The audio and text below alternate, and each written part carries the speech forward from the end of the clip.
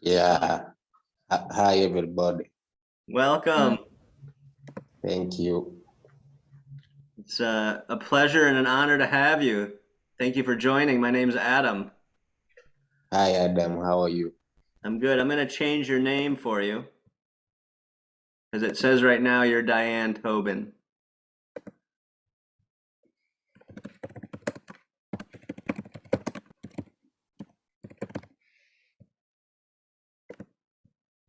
Okay, and I will, yes, in just a moment.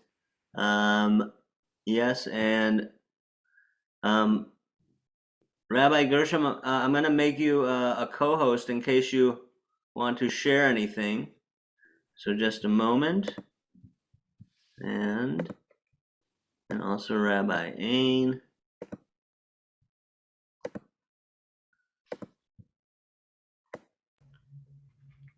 While you're working on that, Rabbi Gershom, the Dollingers say hello from Marcy and Mark and everyone. Yeah, it's a great opportunity to say hello and share some kind words to a friend maybe you haven't seen in a while. Yeah, thank you. So let's see. We're going to start in just a moment officially. Hi, Stuart. Welcome. Always nice to see you.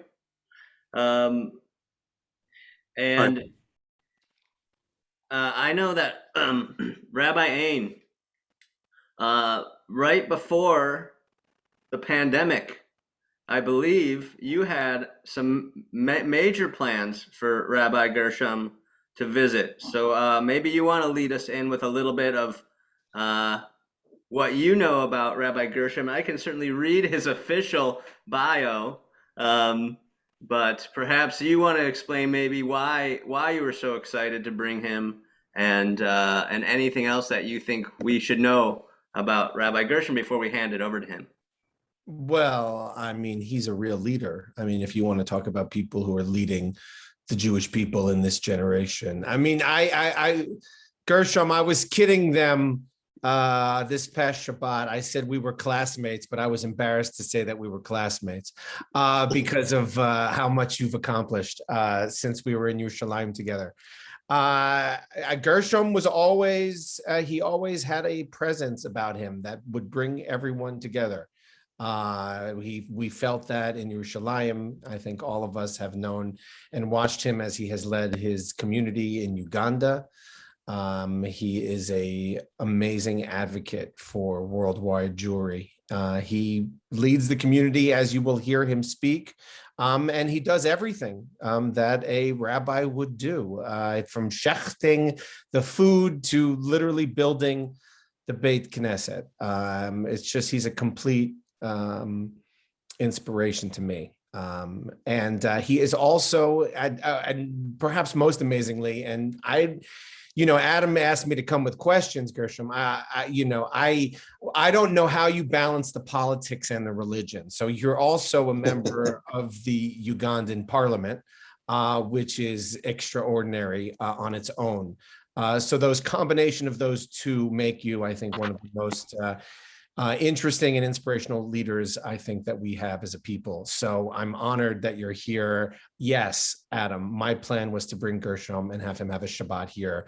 He was going to lead services with us. He was going to bring the Abayudaya melodies, and Im Yirtzeh Hashem, when all of this is over and COVID, he certainly will come and we'll be back together. And I feels like it was just yesterday that I saw you in Diane's kitchen. So I'm glad that you're here, and I'm going to let Adam lead this program, but I'll try to keep as quiet as I possibly can. But it's an honor, and it's really awesome to see you. And I've been thinking about you and your family, and I think, a lot of us want to know how you're doing and how your community's doing during this time. Thank you. Thank you. Thank you, Rabbi Ain. Rabbi Gershom, I am going to officially introduce you. That was a fantastic intro, and I would love to have been in a space with both of you in Jerusalem. That would have been quite a fun experience, and I'm sure full of wisdom and good energy. I was still finding myself at the time. Gershom had found himself. Yeah, so let me just tell you, this is Rabbi Gershom Sizomu. He's the spiritual leader of the Abayudaya Jews of Uganda. Gershom is the leader of the 100-year-old Abayudaya community of almost 2,000 Jews living in rural villages in Eastern Uganda. As a visionary leader, Gershom's dream was to attend a rabbinic seminary to better understand ancient and modern egalitarian Judaism and bring the Ugandan community into mainstream Jewish life. Gershom was awarded a Beth Sholom Fellowship in 2003 to attend the 5-year Ziegler School of Rabbinic Studies at the American Jewish University in Los Angeles. He returned to Uganda in 2008 as the first native-born Black rabbi in sub-Saharan Africa and opened a yeshiva to train African teachers and rabbis to serve their ancient and emerging Jewish communities. In 2016, Gershom became the first Jew ever elected to Uganda's parliament. So, pretty astounding. Gershom, I'm honored to have you, and I'm excited to hear your story and what else you can tell us about now. As Rabbi Ain said, how are you doing? How's your family? What is the state of the pandemic in Uganda? And please, I hand it to you, and I encourage people to have questions ready because this is a great opportunity to get to know somebody amazing in our world. And thank you again, Rabbi Gershom, please. Thank you much, everybody, for inviting me to speak. First of all, it is very early here in the morning.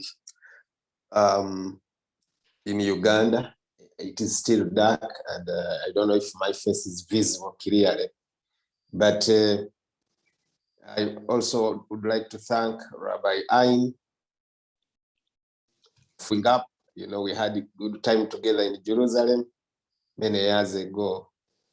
And if it was not for the pandemic, I would be actually enjoying the conveniences of the United States. We miss it there. Those of you who don't know me, I am a third generation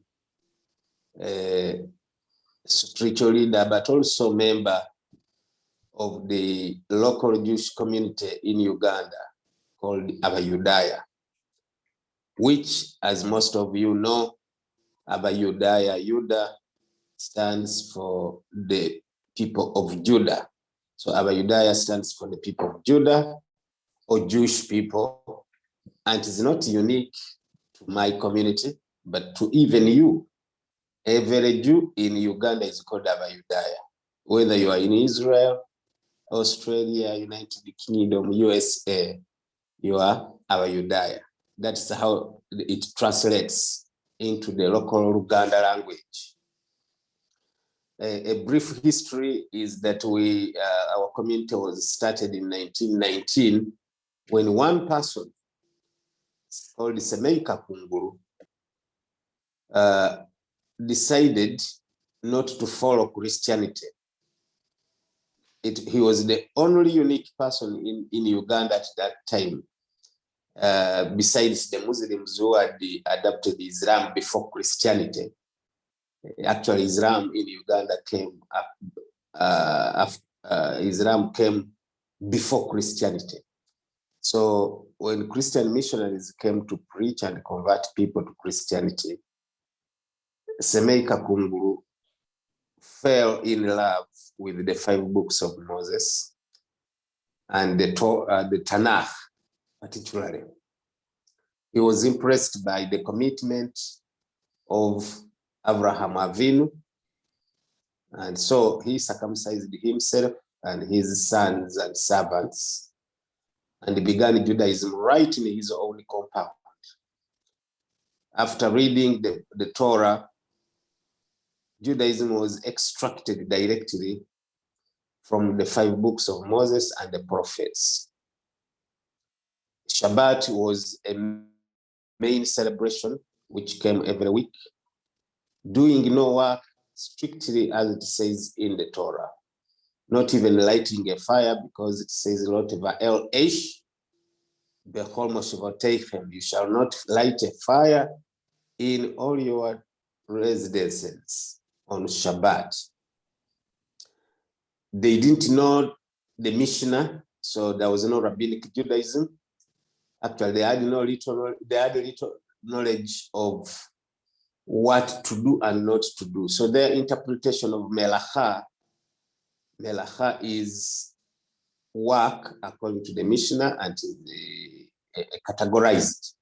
For them, they didn't have any category. They said anything that was done by hands constituted melacha or work on Shabbat.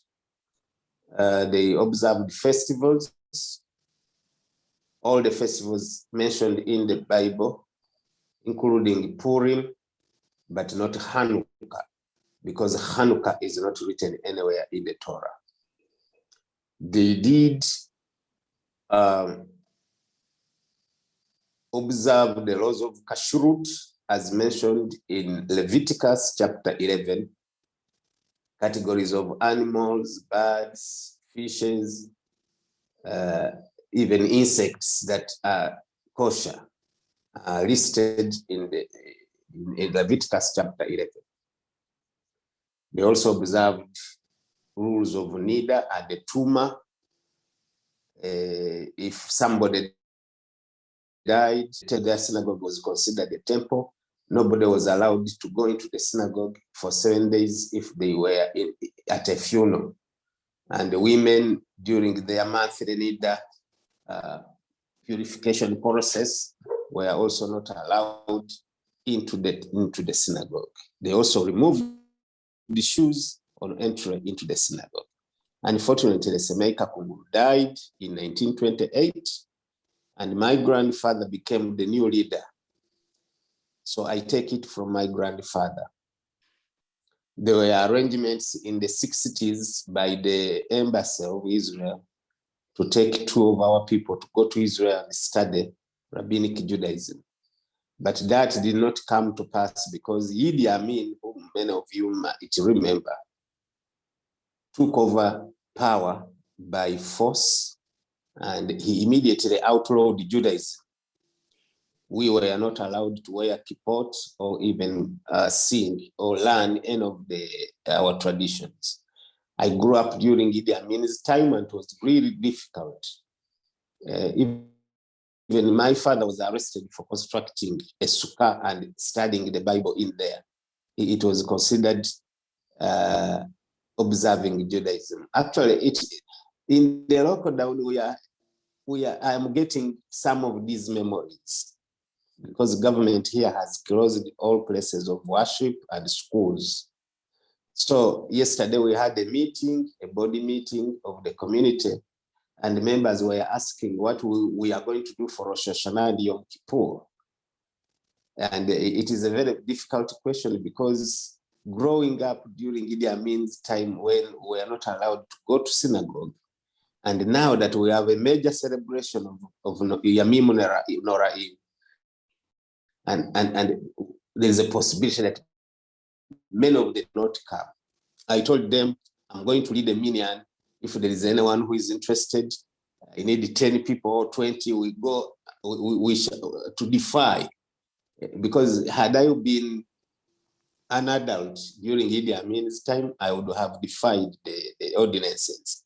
And maybe I would have gotten killed because, Judaism is so entrenched into us. The good thing is that in 1976, Idi Amin tested the wrath of the Jewish people when Palestinian terrorists hijacked a plane full of Jewish people. Yoni Netanyahu led a military expedition, flying all the way from Israel to Entebbe undetected, rescued all the hostages. That was a relief to us. It was a sign that sooner or later, our freedom would be regained. And it indeed came on the 11th day of April 1979, when a combined force of Tanzanian army and the Ugandan rebels defeated Idi Amin.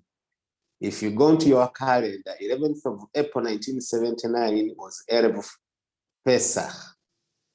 And that was my first time. After Idi Amin was defeated, my first time to synagogue was during Pesach.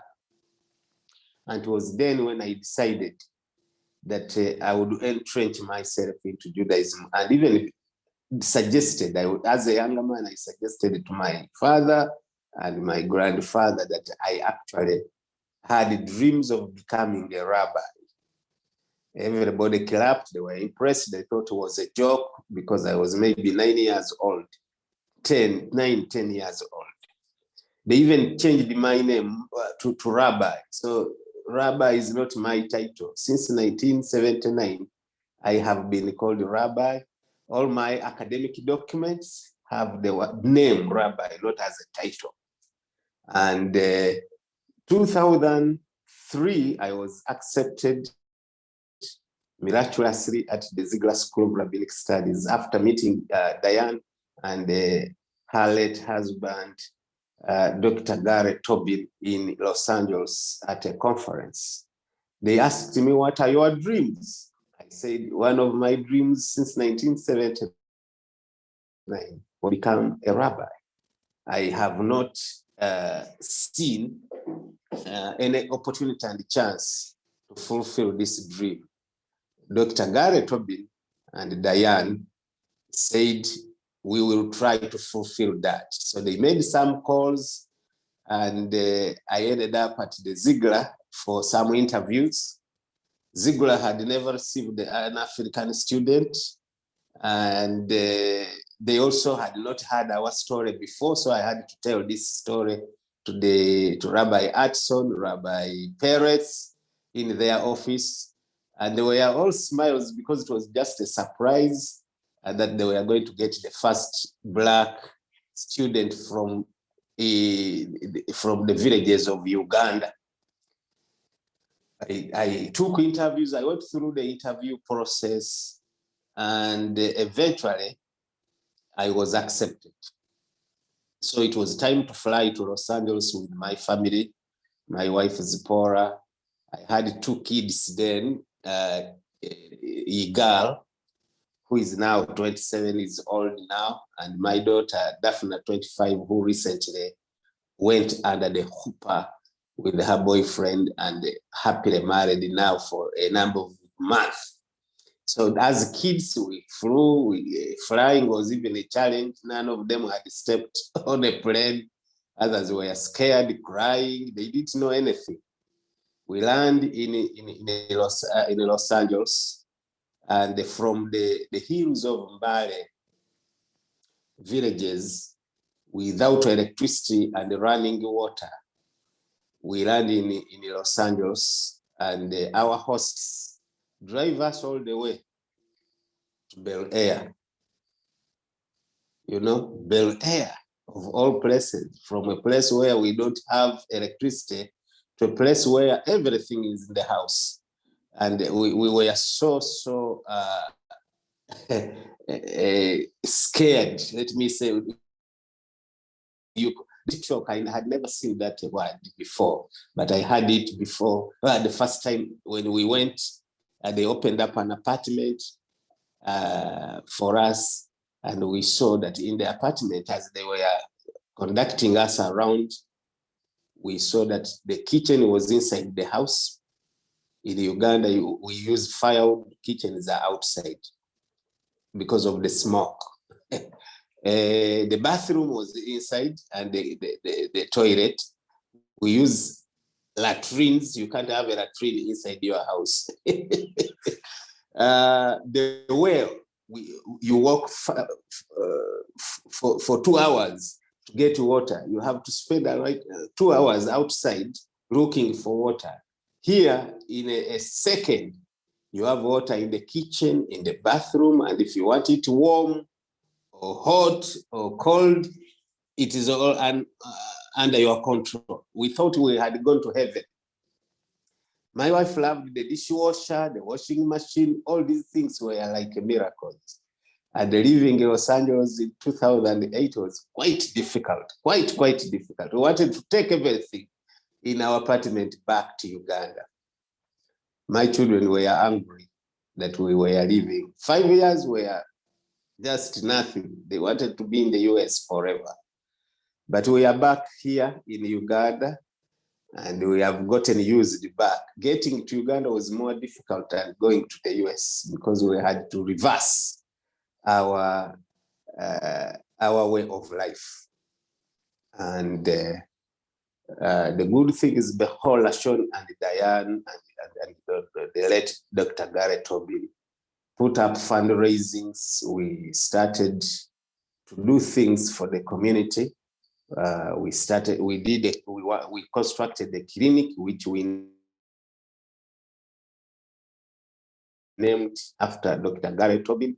It is called the Tobin Health Center. It has saved the lives of not only the members of the community, but even our surrounding, our Muslim and Christian neighbors. Before the construction of the Tobin Health Center, the community would lose up to 5 people every year dying of malaria and typhoid. Since the opening, we have not lost any person, not a single soul to malaria or to typhoid. They can die of other causes, but the major killers have been put under control because there is testing, early testing. If somebody feels any pain, they can go and be tested. And once malaria or typhoid is discovered, treatment can easily be administered and lives saved. Most people die because of late diagnosis or even late treatment, and we have arrested all that. We have given mosquito nets to every person, Jews, Christians, and Muslims. We have schools that are not well facilitated because parents don't have money to give for fees. Nevertheless, we teach the Hebrew and the Judaism, train our younger children for Baal and Bat Mitzvah, but we also accept our neighbors. It is from this spirit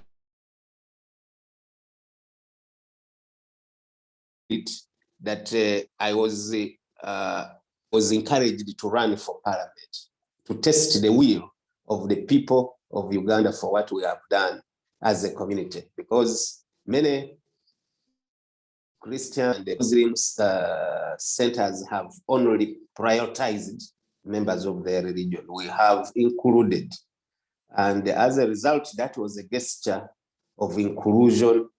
The people overwhelmingly voted for me, and I became the first Jewish member of parliament in Uganda. I was received with a lot of excitement in the parliament of Uganda. Almost everybody knew me because I wanted to rewrite the history of Uganda in a parliament, in a place where Judaism was forbidden. I wanted to go there with the kippah. We are not allowed to wear kippot during Idi Amin's time, but I want to be one of the leaders of this country with the kippah on, and I was the only kippah. Some people who didn't know me described me by the kippah. Actually, even for sign language, if somebody is reading sign language, if there is any news, instead of Rabbi Gershom, they make around the sign language. They do this, meaning the one with a kippah, which is I was very, very impressed with that, and I thank God for that opportunity, for making me a member of parliament 5 years from 2016 to 2021. We moved to Kampala, and Rabbi Ein asked me how I balanced all that. Quite difficult, but as I said, Judaism is entrenched into me and my family. We have every weekend, I moved from Kampala to Mbale to spend time with my family. So too much driving, but I cannot afford to spend Shabbat away.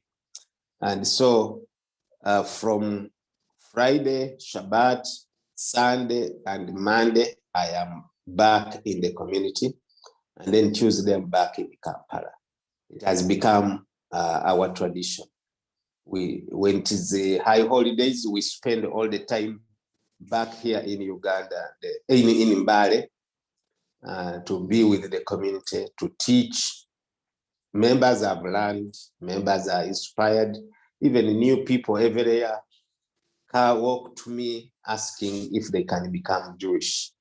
My dream is to bring Judaism to Africa. Like Prime Minister Netanyahu said, we are bringing Israel to Africa. And for me, I say I am bringing Judaism to Africa. I had a recent trip to Nigeria. There is a Black Jewish tribe called the Igbo. They circumcise at the age of 8. They also keep kashrut as part of their tradition. And they believe that they are part of the lost people. So I was invited to go and do some conversions. I was joined by 3 rabbis from the United States. 2 weeks ago, we conducted a conversion of 95 people. We organized the huppot for them, those who were married, and they were remarried under the chuppah and blessed. They are very committed. They love Judaism and they think they are part of the Jewish people. So my standards, not to chase away anyone who is interested in Judaism. And we are making Jewish souls like the souls that Abraham made. Abraham made Jewish souls, and I'm helping to do that here in Africa. People are very excited. If I had the ability and the resources to do so, I would be everywhere on the continent of Africa to establish Jewish communities, to help them start schools, to help teach them to root and shelter, or to even to be a moel. So it is overwhelming, but with your support, we can do very much here. And I think that Africa can be a destination for Jewish travelers and tourists, because, as we said, there are people in Israel who are worried that when we convert Africa, all of Africa will go to Israel. It could be the other way around. We could bring Israel to Africa, and the people will come to Africa if they want to go to Israel. Either way. So I don't want to take time away from people who might want to ask questions. Our story can go on and go on, but we love it here. We love Judaism. There's no way you can take away Jewish observance from our community, and we remain the same. And that's the lockdown has been very, very difficult for people who work. In the past 42 days since June 8th, we were forbidden to leave our homes, and it became very, very quite difficult. Now it is difficult that we can't go to places of worship. We can't go to the synagogue. I have a minyan every day in my house. I have 18 people. Therefore, 18 Jews can actually constitute a minyan. But that it's just a makeup. We want to be in the synagogue, take out the Torah, read it. So the economy is also very poor, bad as a result of the lockdown has worsened the already bad economy. We have a dream as a community, because we have been subsistence farmers for quite long, ever since the community started. Many of our people didn't go to school because Christian missionaries required anyone who wanted to go to school to convert to Christianity. Those who went to school converted and left the community. Those who remained did not go to school and therefore remained subsistence farmers. So we are children and grandchildren of subsistence farmers, and that has been a vicious cycle of poverty that we need to break by helping individual families and individuals who are able to do some enterprise for themselves and for their families. And we are seeking for assistance. We have a microcredit fund, which is not yet well funded, but people with enterprises have already started to do small businesses, so that besides farming, we have some side businesses. Farming is difficult here because we depend on rain and the natural factors. There's no irrigation, there's no technology.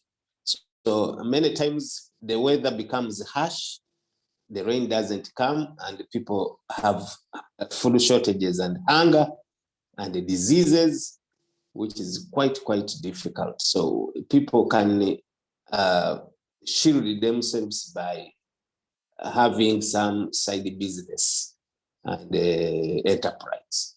So if we have a microcredit fund which can avail credit either freely or at a minimal cost, people can easily access that credit and break that cycle of poverty.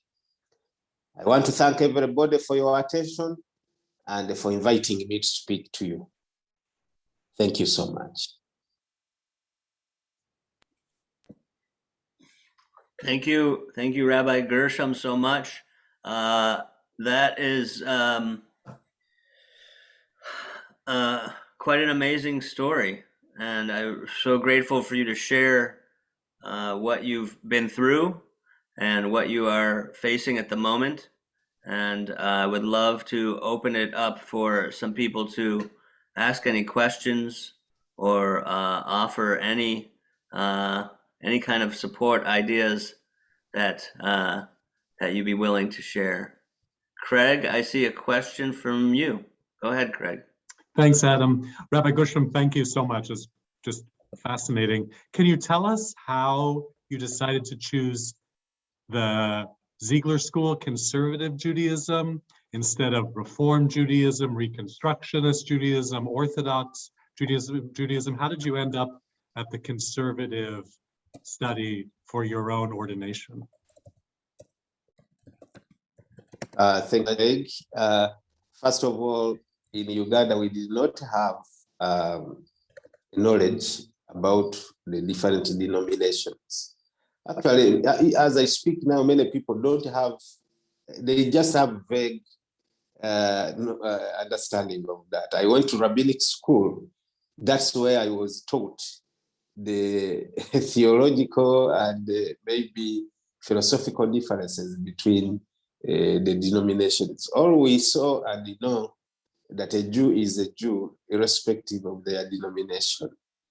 But our observances were closer to maybe modern Orthodox and the conservative Judaism because of that strictness that the community started with. Well, there was an Orthodox rabbi who came to visit. We didn't understand. Even a Reform rabbi came to visit, and theirs was like a philosophical. We needed lessons, not just from a visitor who comes to speak to us for 15 minutes, including a devout oral. They are excited to be with us. So we didn't quite understand. So when I came to the US, I actually first came as a person. I came to the US in 2001. September 11th found me in New York. I was taking classes at HUC down at the 4th Street in New York. Actually, that morning I was downtown there, and we walked all the way up from the 4th Street to the 87th Street on Amsterdam, on the Upper West in New York. It was quite difficult time, but I was given an opportunity by some friends of mine to study some bit of Reform Judaism. And as I was studying there, before I went there, I had to go to a Bet Din, because from Uganda and from my story, as you knew, from what I said, I was not formally converted before. So, but there was an Orthodox rabbi who organized, not Orthodox, I'm already mixing it up. There was a conservative rabbi, Rabbi Howard Gorin from Maryland, organized the Bet Din. I went to Maryland, and they said, Gershom, if we know you might be offended, but according to halakha, you are Jewish only after you appear before the Bet Din and go through the mikvah and so on. I went through the interview like they do to converts. They did Hatafat Dambrit to me, and I ended up into the mikvah in Maryland. And then I said, hey, but now you have made me a Jew, but my community is not Jewish now. So I invited a conservative Bet Din led by Rabbi Gorin Howard, who converted me. And they flew to Uganda in 2002. And everybody in the community, they had a week of conversions as trucks brought in people who thought were already Jewish. Actually, we didn't say it is a conversion. We said it was an affirmation, because that would have offended people who proudly believed themselves to be Jewish. So we went into the mikvah, into the river, and everybody became Jewish. Since then, we have been doing that to members who join us. And because it was a conservative Bet Din, and our observances were closer to that, when I went to San Francisco, Los Angeles, and there was a conservative rabbinic school that accepted me fully as a student, and they offered me scholarship, I decided to go there. Thank you for your question. Thank you. Thank you. I think, Lisa, you wanted to ask a question. Hi, Rabbi Gershom. Thank you for speaking to us. I wonder if your community has access to lulav and etrog on Sukkot. I understand that building a sukkah was a problem. What about now? Actually, you just took it from my mouth. One of the challenges we have is access to ritual objects. It is very difficult to access an etrog. In the past, we have had opportunities from visitors who want to spend high holidays with us or even Sukkot. And we have asked them to carry one or two. And when we get an opportunity, we have lulav for the entire synagogue. So there is a lineup of people who go up to the bima, they do the shaking, you put down another one, hold this, like that. It takes almost an hour in order for everybody, and everybody is excited, including children. They want to hold the lulav and shake it. It is one of the exciting moments if we get one. This year, we don't have anyone offering to visit. And I don't know if you have any connections. We are going to put up something maybe on Facebook for people who are traveling to Israel. If they can grab one for us, we can protect it somewhere until it is caught. I don't know. But it is one of the challenges. We also have a challenge of accessing kosher wine for our observances, including Pesach. We are able to make our own matzah, but it's difficult to where we don't grow grapes. We don't have any history of producing wine, kosher wine for Passover and for Kiddush. So we have these challenges. Thank you. Thank you. Can I follow up on that question? Adam? Sorry, by the way, they can only keep me silent for so long, Gershom. But just to piggyback on that question, Yeah. So, and I'm asking, Yes. I'm asking this to you as much as I'm asking this to me, which is, why not make Aliyah? You know, and at what point in your life did you just think, hey, let me take this community, let us make Aliyah. We can't get Lulavim and Etrogim. Like, let's all make Aliyah. Like, why where's that in the thought process of the community? I'm just interested. Thank you so much. That open is a very complex. It is a very complex question. I know rabbis ask very difficult questions. First of all, when the community started in 1990, there was no hope for Aliyah, because even the word Aliyah, there was no Israel. There was no state of Israel. The land of Israel was there, but the state wasn't existing. And so that was not maybe a major part of the community. They didn't teach us that we needed to go to Israel, but they taught us we needed to observe Judaism. The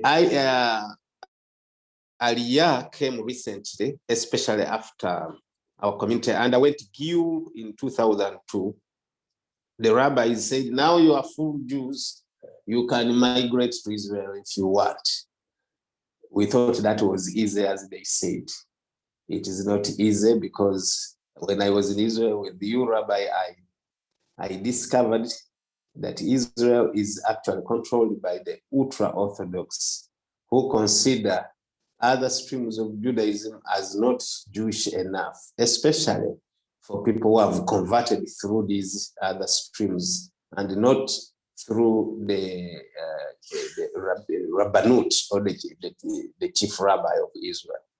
Right now, we are even struggling. There is a younger man who tested the waters, went to Israel for some, maybe it was a Masa program, decided to make an application for Aliyah. His name is Joseph Kivita. And, you know, even went to court. Our Masorti representatives and rabbis in Israel have been helping to ensure that Abayudaya rights are realized. When they went to court, the Ministry of Internal Affairs defended themselves by claiming that Abayudaya community was recognized as a Jewish community after Rabbi Gershom was ordained in 2008. And so conversions that were done before 2008 are not recognized, because it wasn't a recognized community then. It joined the Masorti, or the World Conservative Jewry, in 2000 after 2008. Kibita Joseph was converted before. So there are technicalities of when you converted. Was the community recognized as a Jewish community by both the Jewish agency and the internal ministry? We are grappling with technicalities within the Israel system of recognition, and we hopefully, because we are already always hopeful, Tikiva, Odlo of that Kivateidu, we are not going to lose our hope until we get full recognition. All those technicalities will be overcome, and people will start to make Aliyah. Thank you. There's a question in the chat that I'm going to ask for us, and then Todd will follow up with the next question. We had a question from Stuart, and the question was, how did people practice Judaism during the Idi Amin period, and how did you grow a Jewish community afterwards? During Idi Amin's time, it was a high risk, a very high risk, to even attempt to wear a kippah. If you move with a kippah, I am sure they will just surround you, arrest you, and maybe take you. I mean, had no law. There was no parliament during Idi Amin's time. His ordinances were, those who actually defied his ordinances were to be killed. So very many people ran away from the community. I didn't talk about it. We carried out a census and we had only 300 members from about 1,500 before Idi Amin. So many people had converted away, feared for their lives. Amin threatened that he was the life president of Uganda, so we didn't know. There was no hope for most people. A few people were connected, like my family, because we come from a rabbinic family. We prayed from the bedroom, from the locked our house inside, land, and the prayers were like silent. The learning was very stealthy, silent. It was quite difficult. So there was no Jewish life, open Jewish life going on during Idi Amin's time. It wasn't open.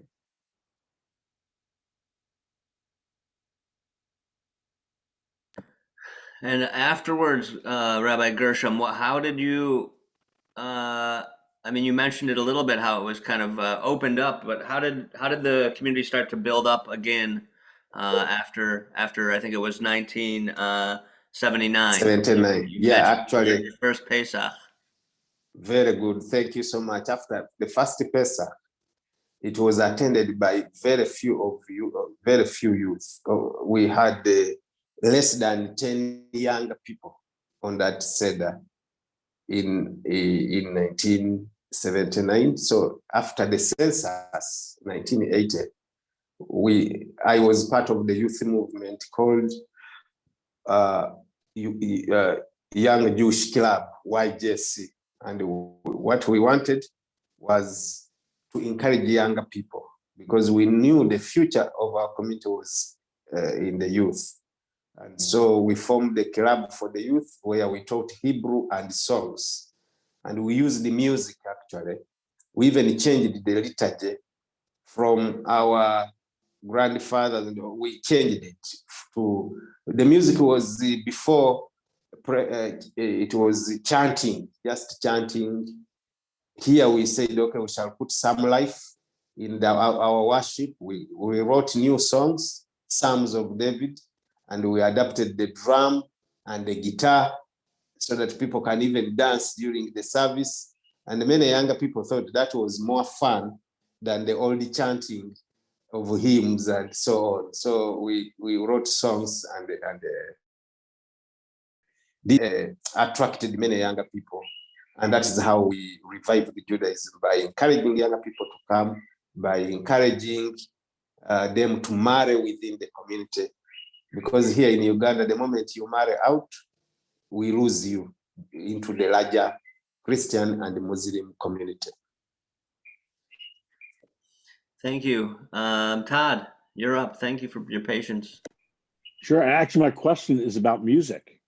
So just to, kind of continue the what you just mentioned, I'm just wondering, given the origin story and the isolation, what the musical traditions were, how they developed, and if you could further elaborate on what you just described as a very deliberate and conscious change to bring in music in a way to revitalize and reinvigorate the community. That'd be really interesting to hear.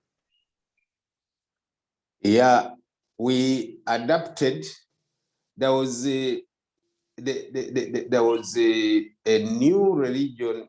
The evangelists were converting so many people using music. They would set up stages in public places, bring out keyboards, drums, guitars, and it was a full band. Worship their God with happiness and joy and jumping up, dancing. So we said, why don't we adapt the same for our community? And so we were inspired by the evangelicals. And we didn't do exactly what they did, but we were inspired by them. And we wrote songs, Hebrew songs, put African rhythm and melodies on Hebrew songs, like Adon Olam, songs for Kabbalat Shabbat, Psalms of David. And it worked for us. it was also a vehicle for learning. People learned very easily using that kind of music. And even synagogue attendance began to pick up because it was something new. You know, sometimes changes can be good. Sometimes. What can you tell me? But I think also the question was, what was the liturgy before? I mean, did you say the Shema? Without the Mishnah and the Talmud, what was the matbeah for the basic tefillah? I guess in your grandfather's time. Wonderful. In 1960s, they brought in Sidurim, the embassy of Israel. Brought Sidurim for the people, but as I said, very few had gone to school, maybe almost none. Those who went to school had converted. So to study a Sidur and meaningfully, you needed to have some level of education. So, and Idi Amin came immediately after we achieved those. So I am not sure if the people were able to use the Sidurim wholly. So most of the liturgy was from the Torah. Hazinu, at the beginning of Hazinu, God instructs Moses that song should be part, the Hazinu should be part of their liturgy. They said, you shall memorize this song and it shall not depart from your lips. It became a tradition that Hazinu, the entire Hazinu, had to be memorized by everybody. So people like me can sing the entire Hazinu, although in the local language, not in the Hebrew. And that was the major liturgy. Whether it is a funeral, whether it is a high holiday or Shabbat, they all sang Hazinu, mixed with the recitation of Psalms and some passages from the Sidur, not following the Sidur as strictly as it is now.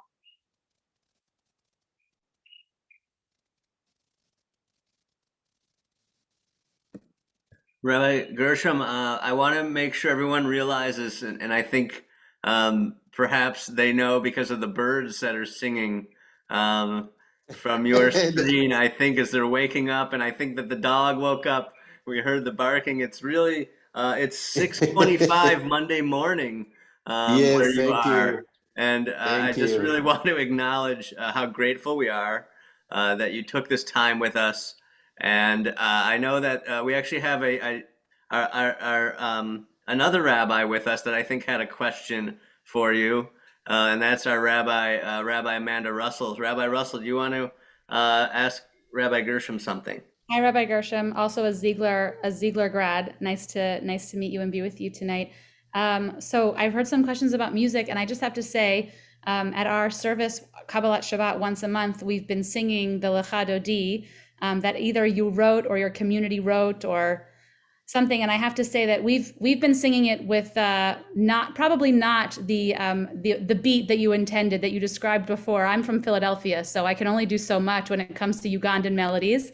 But if it feels like we've wrapped up enough questions, I know there are people on this call who would like to hear how it's really done.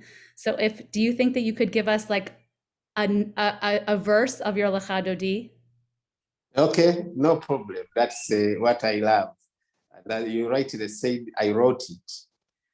So Lecha Dodi goes, Lecha Dodi likrat kalam, penei Shabbat mekabela, shamor vezachor bedibur echad, hishmianu el hamiyuchad, Adonai echad, ושמו אחד, לשם ולתפארת ולתחילה, Lecha Dodi לקראת קלה, פני שבת מקבלה.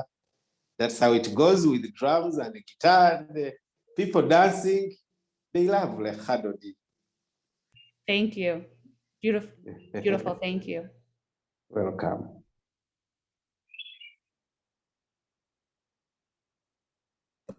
Thank you so much, Rabbi Gershom. That was a treat. I want more. Is that fair to ask for more? Do you have a Moda Ani that you sing when you wake up? I think maybe we could join you for that if that's possible. Actually, we just recited Modeh Ani. We didn't sing it, so I have not yet written a melody for Modeh Ani. We only wrote melodies for public worship. Since Modeh Ani is private, and sometimes people wake up at different times, you don't want to sing, while others are still sleeping. Thank you. Todd, I love that idea. Let's talk about that. The idea of Zooming together over Sukkot somehow with your community. Any final comments or questions? Thank you. Yes, everybody, I'm glad that you appreciate this event. I want to just make sure everyone knows this is a part of our DEI work, that we were granted support from the Federation to do this, and that is part of the reason that we were able to bring Gershom here, and that we still want him to come, and we will continue to do this work as a community. We have one more include speaker, and that's on September 26th, and it's Rabbi Juan Mejia from Bogota, Colombia. And again, I'm assuming and hoping for a wonderful. There's someone else you can ask to sing. You can ask Juan to sing. Oh, absolutely. There's another person. Oh, Juan will sing for you. Ask him to bring his ukulele.